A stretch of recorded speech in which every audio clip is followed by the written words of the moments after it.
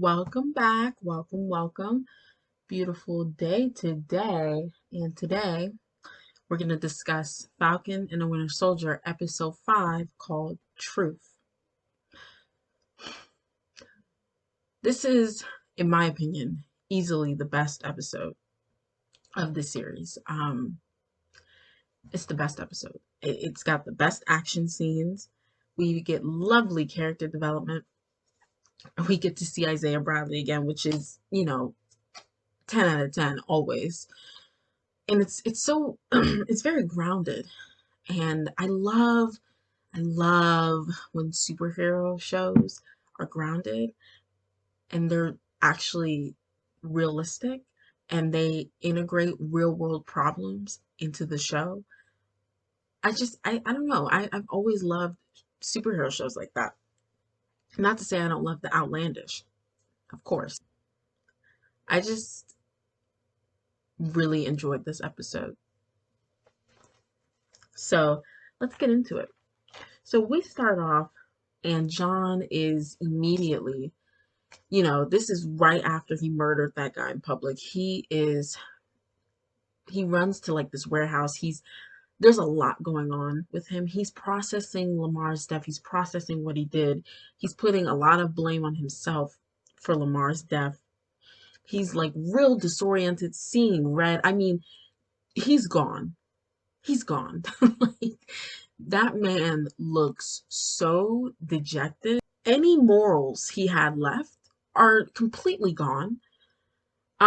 Because he pretty much has no remorse for what he did at all. So Sam and Bucky, they come in right after him. They're like, look, we need to get the shield. You need to come in. If you explain, they'll take your record into account. Like, come on, let's not have anyone else get hurt. John is not having it, and he's like refusing to give up the shield. Um, and he's trying to explain to to Sam and Bucky, like, look, I did what I needed to do. He killed Lamar, which we all know he didn't, but John is trying to reason with himself as to why he did that. And he feels like everyone is making him do this. Like, he feels like there's no other road, there's no other way. He had to kill. It was the only way. So they get into a fight, and this was probably the best action scene. I think it was one of the only ones actually in the episode, but this is the best one in the series in my opinion. Um, John gets some good licks in, Sam and Bucky get some good licks in, and John is refusing to let go. He just cannot let go of the shield and the mantle of Captain America. He can't do it.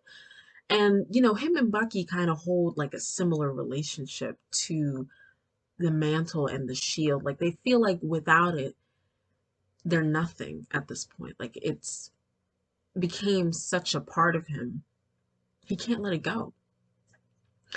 He'll feel like everything that he's done up to this point, it would have been meaningless. So, he's like, I am Captain America. They fight, and basically Sam and Bucky end up getting the shield.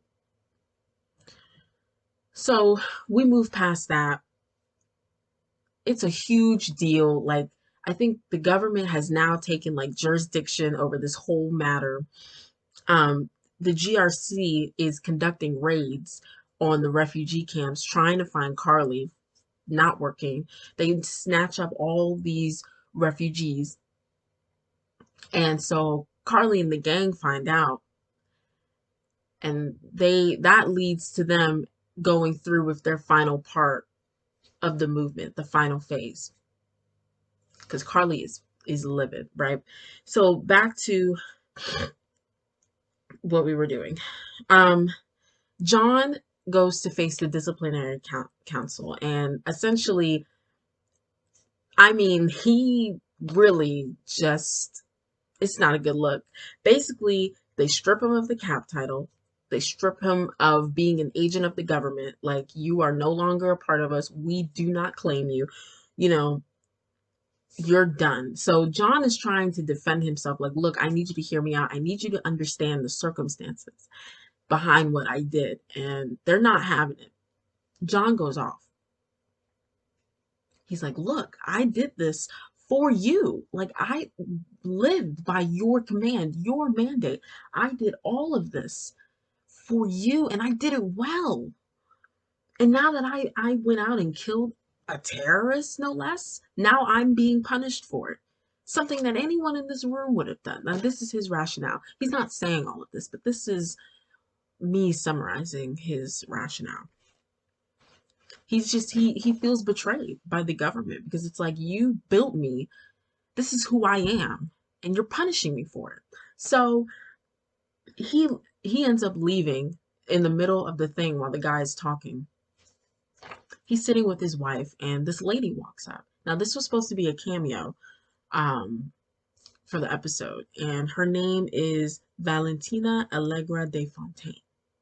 Now, I didn't know who she was. I wasn't really familiar with her, so I was like, okay, this has to be a big deal. So let me look her up and figure out who she is, right? Water break. So after I look her up, I realized that she is Madame Hydra. Now, from what I read about her, basically Miss Fontaine was a Russian sleeper agent for Shield, right? Um, and not for Shield, I'm sorry. While she was with Shield, she was a Russian sleeper agent. She had a mini fling with Nick Fury, and she also flirted with Cap. There was a lot of like love triangles involved with her because she flirted with Cap a little bit. But essentially, after things happen, she secretly joins Hydra and assumes the alias of Madame Hydra. Um, and then let's see, she gets found out, goes to jail. And basically, the reason why she's there is to recruit John for what? We don't know. Some sort of team. I'm thinking maybe Thunderbolts? Maybe? Maybe. Anything's possible because she tells John, look, your actions, you having the serum, you're a valuable asset to some people. So we'll see where that leads to, right? Hopefully it's not Hydra. Like, hopefully we let Hydra go and move on to something else. I don't want to keep like seeing them rehash Hydra. Let's just let it go, right? So anywho, um, flash forward a little bit. Bucky goes to meet with Zemo, and to to have him turn himself in. He brings a gun, and I don't know about you, but I kind of thought he was gonna shoot him. I thought he was at least gonna like shoot him in the shoulder or something. I don't think he was gonna, take the headshot, but I figured he would shoot him in the shoulder or even the gut, right? But Bucky raises the gun and he clicks it, and turns out the whole time there were no bullets in it. He drops all the bullets on the floor, and it was a lovely display of character growth, of how Bucky is truly changing his ways, and he's really not trying to be this killing machine anymore, and he's trying to be Bucky Barnes, and I love it. The Dora Milaje come out of the bushes, and they take Zemo in for his crimes and whatnot. And before they leave, Bucky asks for one more favor. And it turns out it's this case, right? Um, that's for Sam. And we have no idea what's in it. And I assume we're going to find out the next episode. I saw a glimpse of what was in the case when Sam opened it, and it was like it was white, and it was like a suit. So I'm really truly hoping that it is the comic book suit that Falcon wore when he took the mantle of Captain America, because he wore like this, red, white, and blue suit, and the goggles were matching, and the wings were like this hot red, if I remember correctly, and it was great. He looked great. So I hope it's a new set of wings and that suit. I'll lose my mind, right? So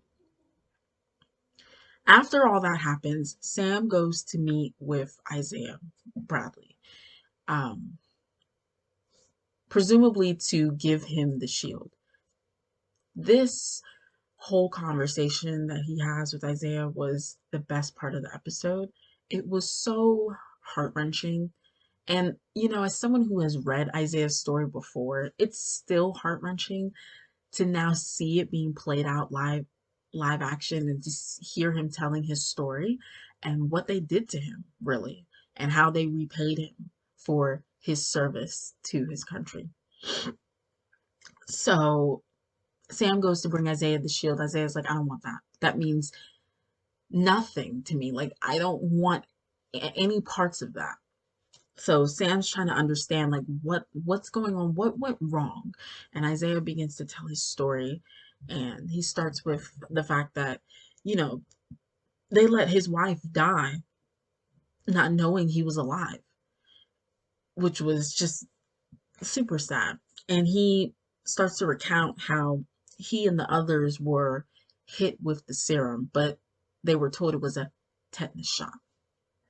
They were treated as guinea pigs, he and the rest of the black men that were used to test out the serum.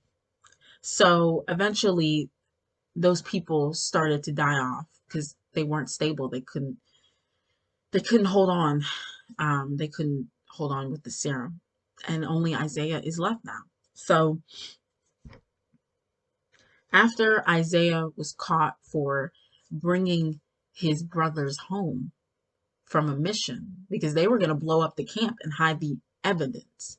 But it's like, no, they're people, not evidence. So after he was caught and he was put in jail for 30 years, during that time period, they experimented on him. They poked and prodded, treated him just as less than human.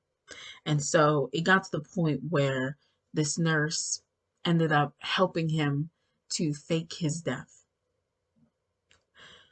And so, after Falcon hears all this, he's like, look, we got to go tell someone. We got to do something. And Isaiah's like, no. I know you want to believe that times have maybe changed, but they haven't. If I go out there, I'm a dead man, especially because they have done their damnedest to erase me from history. Hell, I erased myself. They have done their damnedest to erase my story and my history. But hey, they've been doing that for 500 years, so whatever. And one line that he said that stuck out to me was like, they'll never let a black man be Captain America. And no self-respecting black man will want to be. So that creates a bit of a divide and a lot for Sam to think about, because it's like, that's a lot. Like, he's trying to figure out, does he really want this mantle that is tainted with such lies and mistreatment and racism? Like, does he really want it? So he is thinking about that throughout the episode after his visit. So Sam goes back home, and there's this little section where he and Sarah and Bucky go to fix the family boat, which I loved it. I loved that entire scene. It was nice to just be grounded, no action, just focusing on Sam and Bucky becoming friends, being comfortable with one another. Bucky and Sarah having like a little flirting thing that was cute. Um, so Sam asks, all over the town for help, and they spend their time really trying to fix this boat. And Sam still doesn't want to sell it, and Sarah actually ends up agreeing to not sell the boat because, this is our family history, this is our family legacy. We have to preserve it, right? We have to. So I thought that was great. Sam invites Bucky to stay at his house, and meanwhile, John visits Lamar's family to tell them, and he lies to them and himself by saying that the man that he killed was the man that killed Lamar. It's like, you're not looking too right. Like, John looks crazy. Like, you're not looking too well. And I think Lamar's sister, if that was his sister, she kind of peeped it because she was looking at him like, you look weird. right? So, um, after all that, we cut to Sharon really quickly, and she's on the phone with Batroc, who was the guy from the first episode who was trying to cross international lines. And she's like, "Look, if it weren't for me, you would still be sitting in prison." So, what is Sharon's role in all of this? Is she a power broker? Like, what is going on? She has access to things that she shouldn't have access to, and I'm wondering, like, how deep does this go for her? Because not only did you get Batroc out of prison, but to me, it implies that you got him out the first time, and you probably hired him to do whatever it was. um, and Sam flew in to stop him from crossing international lines. Now you're paying him again, and the next time we see Batroc, he's with Carly and them. He's working with them to stop, to go through the final phase of the movement. So what's going on? Like, what did she hire him to do? We still don't know yet. I guess we'll figure it out. Sam and Bucky have this conversation, and Bucky explains his connection to the Shield, like I said earlier. And Sam gives him some tough advice. He's like, "Look, you can't look to others to tell you who you are. And you have to make real amends, not avenge, amends. Okay, you need to do that for yourself, not to lessen your guilt, right?"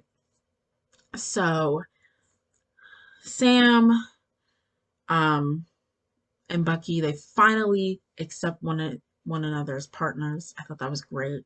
They go their separate ways for a little bit.